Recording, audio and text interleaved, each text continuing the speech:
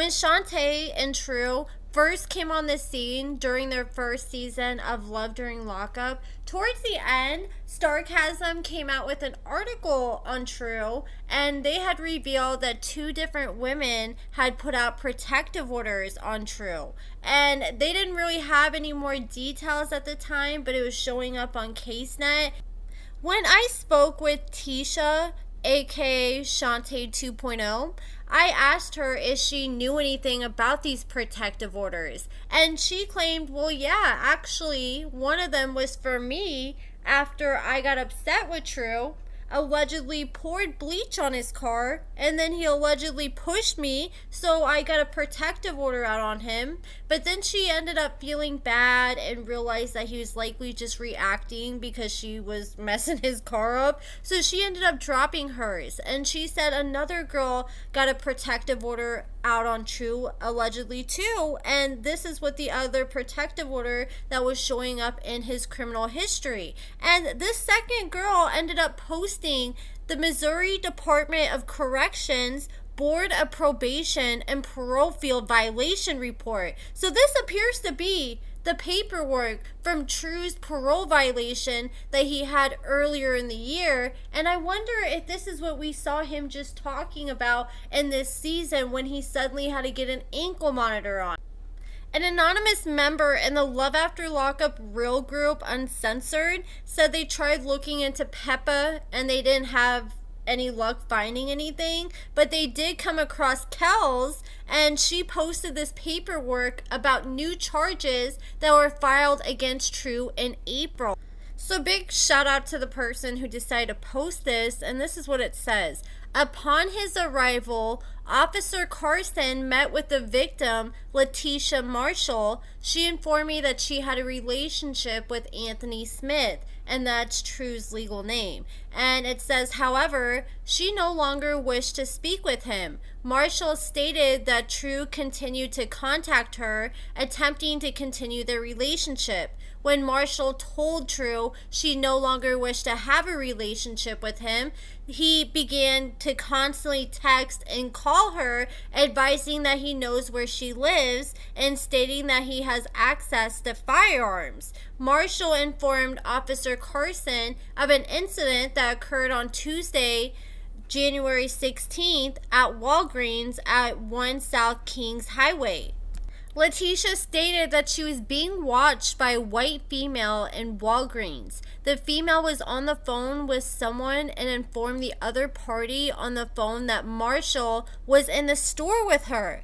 Oh man, I wonder if that's the girl that we saw in the last episode with the face tat.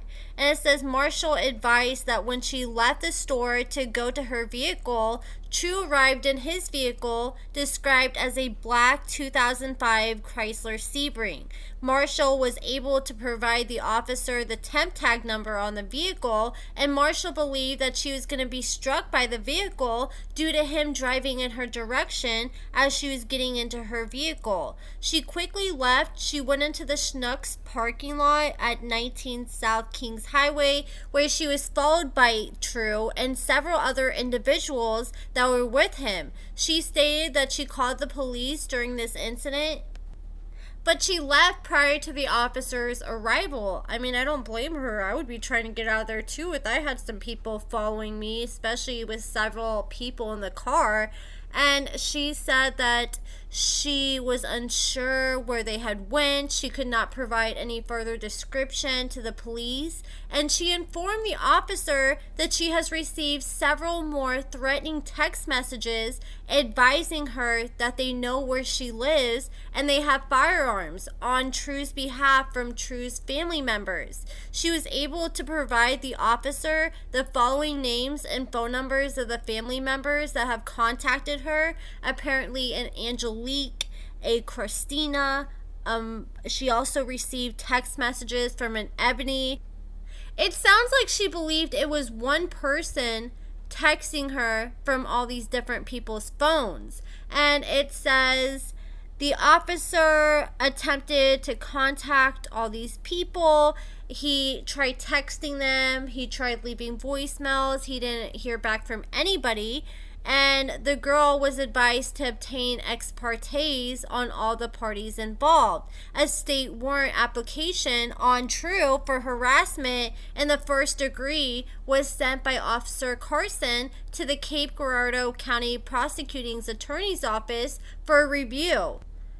That claimed that she allegedly planned to use the AK, and she informed Marshall of her ownership of the firearm, and the officer was unable to locate any of the suspects from that phone number or link to any other suspects in this case.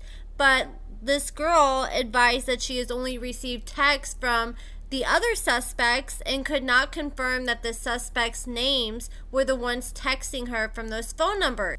On February 29th of this year, formal charges were filed against True by the Cape Girardeau County Prosecuting Attorney's Office for the Class E felony of harassment in the first degree. A summons was mailed to True directing him to appear in the Associate Circuit Court of Cape Girardeau County on March 18th, 2024. True appeared in court on that date, and this officer was notified by the Cape Girardeau County Sheriff's Office of court-ordered fingerprinting for this charge. Once this officer was aware of this new charge. So that is some very interesting tea right there. I remember when it came out about this protection order back in April, I was like, man, I wonder if we're ever going to hear the full story, and here it is. So I just wanted to share that with you guys. Also, I actually live in the same general area as Shantae, not the same city, but close to it. And I was actually in her city the other day. I had a doctor's appointment, and I was driving, and what do you know, I looked over and I noticed that same exact place that she went to get the ultrasound, and she had True waiting outside.